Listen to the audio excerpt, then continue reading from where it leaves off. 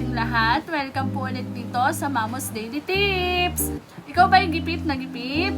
At gusto mong makahatak ka ng kaperahan sa inyong bahay or negosyo?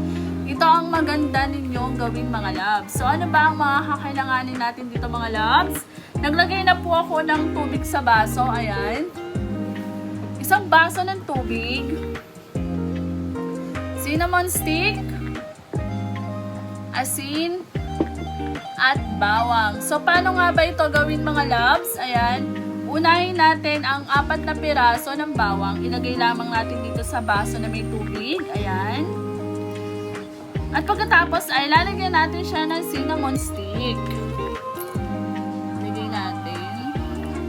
Lagyan ko na po siya ng cinnamon stick. At lalagyan na natin siya ng asin. Lalagay ko na lahat ng asin. At pagkatapos nito mga loves ay pagkatapos nyo pong lagyan ng asin ang baso at nailagay nyo na po lahat kakailanganin, ayan, maaari nyo na po siyang ibilad sa araw, ayan, o ilagay nyo lang, itapat nyo lamang po ito sa inyong pintuan mga loves ng 2 oras at pagkatapos po ng 2 oras na yon ay pwede nyo na pong isaboy sa labas ng inyong bahay ang tubig na galing po sa baso. At pwede nyo din po siyang gawin sa inyong mga negosyo mga loves. At makakahatak na po ito ng kaswertihan at kaperahan sa inyong bahay at negosyo mga loves.